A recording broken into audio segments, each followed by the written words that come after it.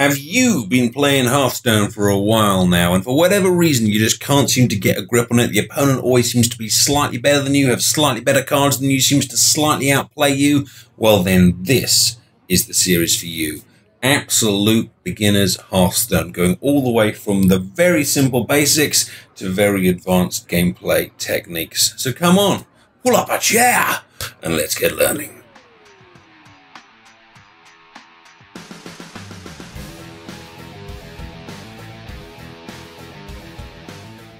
This time we're going to start talking about mana. Now, there is another really good game called Magic, or Magic the Gathering, that uses a mana system. But in that game, what you have is you have cards that you deal out to do mana. So you have minions, and you have spells, and you have mana. And so you play out your mana each turn, and you kind of increase your mana by playing it. Hearthstone gets away with that kind of complication, and you just gain mana every single turn. Turn 1, you got 1 mana. Turn 2, you got 2 mana. Turn 3, you got 3 mana, and so on up till 10. There are a few cards that play around with that, but by and large, that's how it works. And that's why we can't play the Fireball on turn 4. That's why we can't play the Raptor on turn 1. I'm sorry, I might have missaid that. I can't play the Raptor on turn... I can't play the Fireball on turn 1 because it costs 4 mana and so on. Now, let's talk a more advanced technique here then.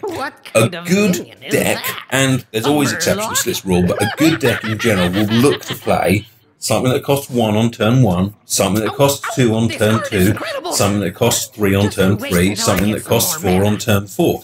Because the more mana a minion costs, generally, the bigger and beefier and nastier it is. So you want to be playing out all the time, putting things onto the board. They get bigger and bigger and scarier and scarier. And a sign of a good deck is having that kind of variety of cost of minions. So you can see here now that our 2-cost minion is available, but our 3-cost minion is not. And you can see down here at the bottom, it's telling us that we have 2.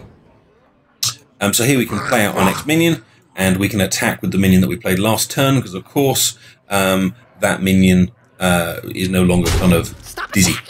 Now, wasting mana is where, or floating mana is where you don't use all of it. So, for example, if I only had another 1 mana card there, I wouldn't necessarily be able to use all of my mana in that turn, and that's a bit of a shame. I mean, there are times when it's right, and it's time. There are actually many occasions where you sit back and go, you know what, I'm not going to play this turn, but that's quite advanced. By and large, if you're still playing a 1-cost minion on turn 6, expect your opponent to play something that will just crush it and not even be scared by it.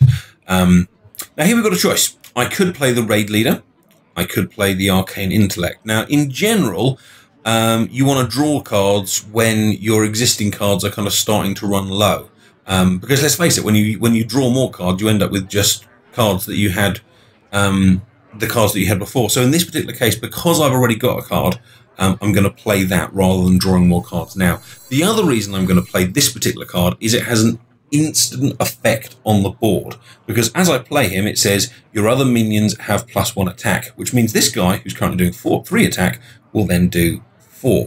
So, strategy: don't always attack first, then play cards, or don't always play cards and then attack.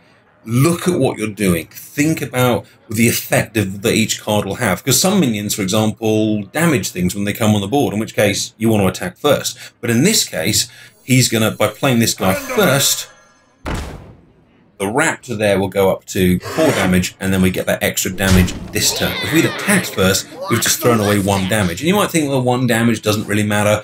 Oh, you bet this would be that one game where you get him down to 1 health, and you think, if only I'd got that extra damage, etc, etc, etc.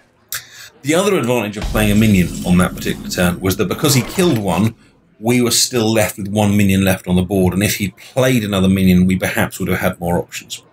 Now, this is a tricky one. We've got 4 mana here, and if we play the Fireball, we do damage to the face, but we don't what's called develop the board. Now, developing the board, as it sounds, is putting more and more things onto the board. So you need to make a kind of decision when you kind of get to these situations: is what's more important? Doing instant damage getting more cards, or is it developing the board? Now, if I was to play this 2-cost card here, I'm going to float 2 mana. I'm going to lose 2 mana. There's nothing else I can do with them. But I think it might still be the right choice. Now, I'm not saying it's always the right choice. I'm not saying it's definitely something we should always do. But it gives me more options next time. Because next turn, whatever he plays, I've now got 5 damage on the board to deal with it. And I've still got that fireball in hand. So I could have done that damage to his face. I could have just done 6 damage to his face. But if he then plays a really nasty minion this turn, what am I going to do about it? You know, I only would have had 1 minion on the board, and I wouldn't have had the spell to deal with it anymore. So it actually makes more sense to keep those spells for when you, not when you like them, when you really need them. And that is one of the key concepts of Hearthstone, is using cards to their maximum benefit and their maximum effect. Sure, 6 damage now would be nice, but 6 damage on a really nasty minion, or 6 damage at the point of a kill, is even more important. Now let's go back to mana. We've got 5 mana this turn. I could play the fireball. I could get 6 damage. I can actually go 6, 8, 11, which is so close to a kill, but it's not quite. Or I could use I could use all of my mana here by going 3 and 2, because that also equals 5. And a good technique, a good tip, is to try and use all of your mana each turn. Of course, there are exceptions, but to try and use all your mana each turn is normally a good idea. So we're going to draw some cards. So here's another little tip.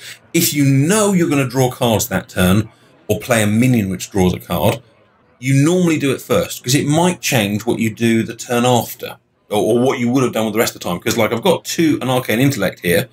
I could draw that, knowing I'm going to play the Bloodfen, but if I then draw some extra damage or a minion I prefer, I might change my mind. So normally, you draw cards first. Let's see what we get. It's a Raid Leader. It's an Arcane Explosion. In this particular case, it doesn't change anything. We're still going to play exactly the same. So I'm going to put them out the board. I'm going to attack the face. Hit it very hard. Now, this has done what we call setting up for lethal, which is a very posh way of saying you can kill him next turn. And as you can see here, we've got the fireball in hand that will do 6, and we've got all of these minions here, which are all capable of doing that extra 1. So even though he's removed 1 minion, it's fine. We've still got lethal at this stage. In fact, we've actually now got a selection of ways of doing it. I could buff these minions here. That would give me 3 attack and 4 attack. I could do the fireball straight here. I've got these minions if I needed to develop the board further. And by not kind of rushing in and doing, using cards to their unmaximum effect, we've got the win. So let's go for it this way. I'll play the Raid Leader in the middle here to demonstrate the buff. Could have done it with a spell, and spells are fun, but you see this has now gone to 4 and 3, because the Raid Leader gives all other minions +1 attack. There's the 4. Hit it very hard. There's the 3. Boom. You've just become, hopefully, a winner in Hearthstone. Okay, so that brings us to the end of our first absolute beginners Hearthstone tutorial. Remember, this wasn't about how to get past the tutorial. It was about basic concepts in Hearthstone that will help you improve your game. I hope it did. If it did, please like the video. Please subscribe to the channel. There will be more Hearthstone. There are more Hearthstone tutorials on the channel, so go and check them out in the playlist. And of course, you can come and see me play live over on twitch.tv/TheAdiposeTV. It would be great to see you there. Right, my friends, you have been fantastic. You know what? So was I. Take care. Goodbye.